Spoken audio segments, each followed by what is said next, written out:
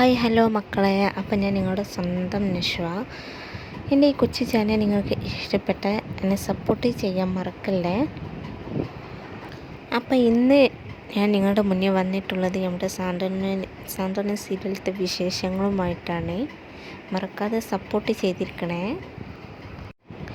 സാന്ത്വനം serial കുറച്ചു കാലമായി നമ്മളെ കരയിപ്പിച്ചു കൊണ്ടിരിക്കുകയാണ്. എന്നും പ്രശ്നങ്ങളും സമ്മർദ്ദവും വഴക്കും തന്നെ. കട കത്തി നശിച്ചതോടെ കുട്ടി കലാശമായി എന്നാണ് നമ്മൾ കരുതിയത്.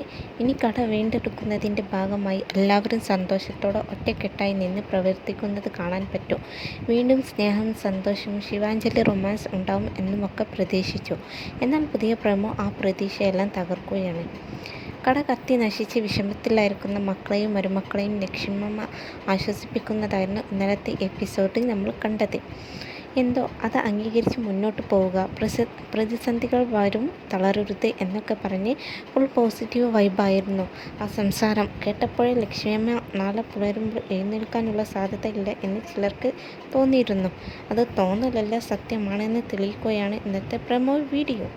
കട ഇന്ന് തന്നെ ശരിയാക്കണം എന്ന് പറഞ്ഞ് ബാലനും ഹരിയും ശിവനും ശത്രുവുമൊക്കെ ഇറങ്ങി പുറപ്പെടുന്നതും എല്ലാവരും ശുഭാപ്തി വിശ്വാസത്തിൽ ചിരിക്കുന്നതുമൊക്കെയാണ് പ്രമോ. അവസാനം അപ്പുവിനെയും കുഞ്ഞിനെയും നോക്കാൻ വന്ന കാർത്തു ഏട്ടത്തി സേതുവിനെ വിളിച്ച് ഒന്ന് പെട്ടെന്ന് വാ എന്ന് പറഞ്ഞ് വെപ്രാളപ്പെട്ട് വിളിക്കുന്നത് കാണാം. ലക്ഷ്മിയമ്മ തീർന്നു എന്ന് പറയാനാണ് ആ ഫോൺ കോൾ എന്ന് കമൻറ്റിൽ എല്ലാവരും ഒരേ സ്വരത്തിൽ പറയുന്നുണ്ട്. അമ്മച്ചി വീൽ ചെയർ ഒഴിഞ്ഞു, ലക്ഷ്മിയമ്മ മരിച്ചു, സാന്ത്വനത്തിൽ അടുത്ത കൂട്ടക്കരച്ചിലിന് സമയമായി എന്നിങ്ങനെയൊക്കെയാണ് കമൻറ്റുകൾ വരുന്നത്. ഈ മരണവും തൻ്റെ തലയിലാവുമോ എന്ന തമ്പിയുടെ ടെൻഷനെ കുറിച്ച് ചിലർ ആലോചിക്കാതെയില്ല. ഈ പേരും പറഞ്ഞ് തമ്പി വീണ്ടും സാന്ത്വനത്തിലേക്ക് വരാനുള്ള സാധ്യതയും തള്ളിക്കളയാൻ കഴിയില്ല. ലക്ഷ്മിയമ്മ പോയ സാന്ത്വനത്തിൻ്റെ ഇപ്പോഴത്തെ രസവും പോകും.